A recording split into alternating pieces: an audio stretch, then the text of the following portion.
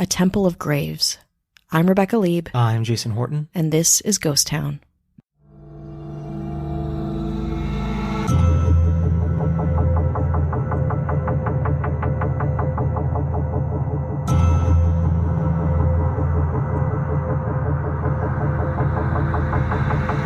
In the 1950s, Temple University and the city of Philadelphia disinterred an entire cemetery to expand Temple's campus and dumped 28,000 headstones into the Delaware River.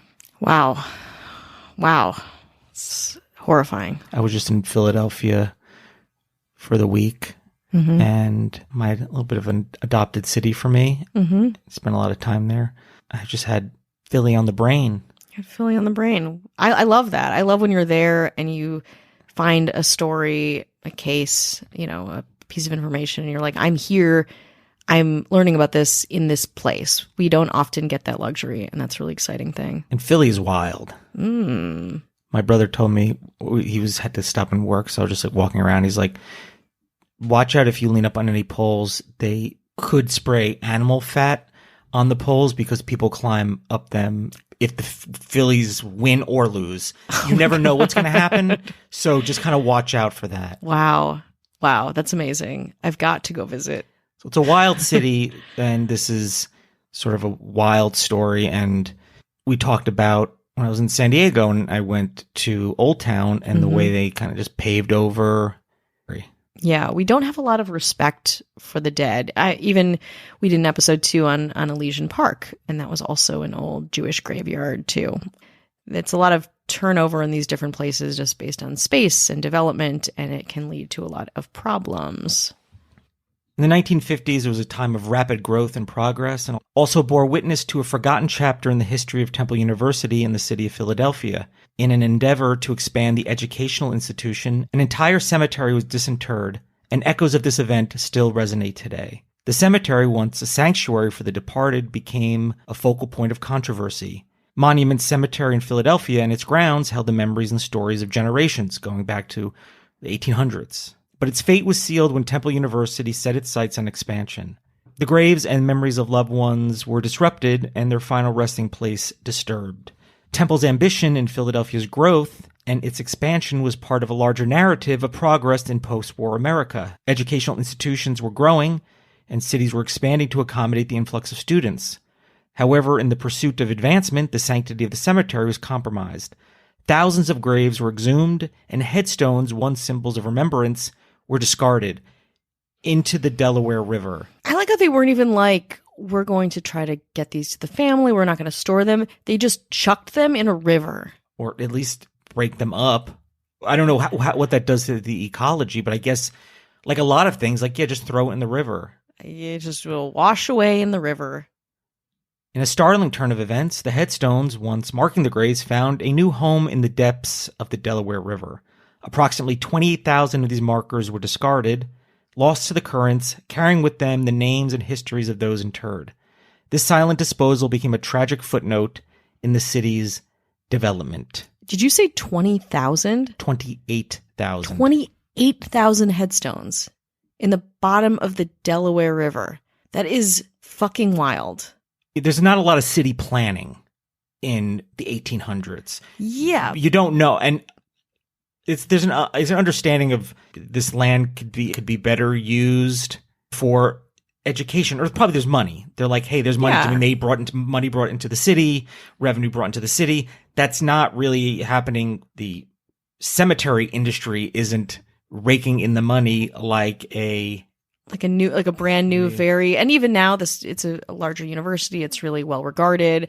I get that. I'm not even super offended by moving the cemetery. It's just when you move it, you can't just throw shit away like garbage. You have to account for the bodies and the headstones and realize that real families are coming to pay their respects and have ties to this place. Very upsetting. Well, it'll be just as upsetting after this break. Angie is your home for everything home, and they've made it easier than ever to connect with skilled professionals to get all your home projects done well. If you own a home, you know how much work it can take.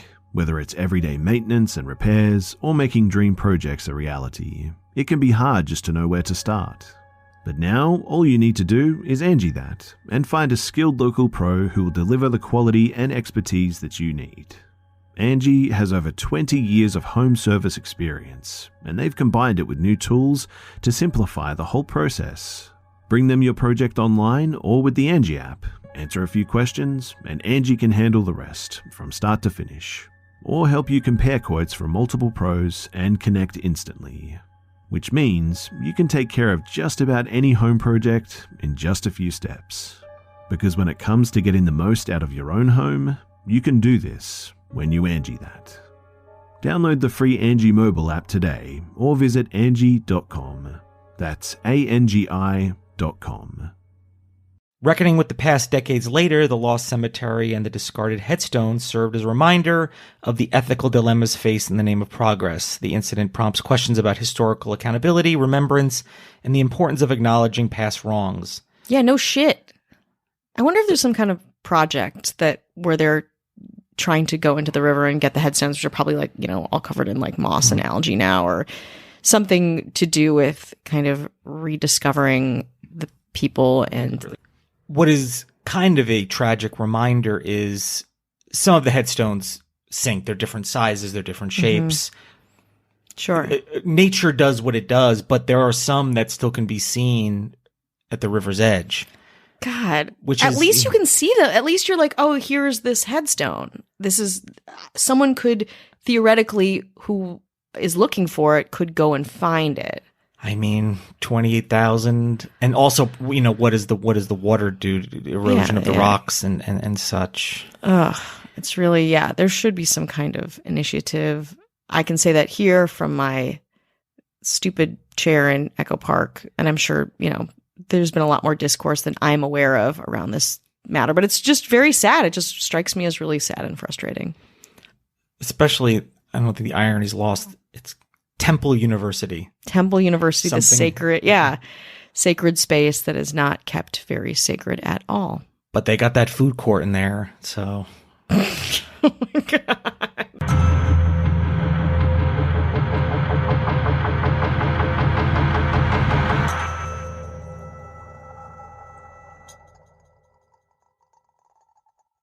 Judy was boring. Hello. Then Judy discovered ChumbaCasino.com. It's my little escape. Now Judy's the life of the party. Oh, baby, mama's bringing home the bacon. Whoa, take it easy, Judy. The Chumba life is for everybody. So go to ChumbaCasino.com and play over 100 casino-style games. Join today and play for free for your chance to redeem some serious prizes. ChumbaCasino.com. No purchase necessary. Void where prohibited by law. 18+ terms and conditions apply. See website for details.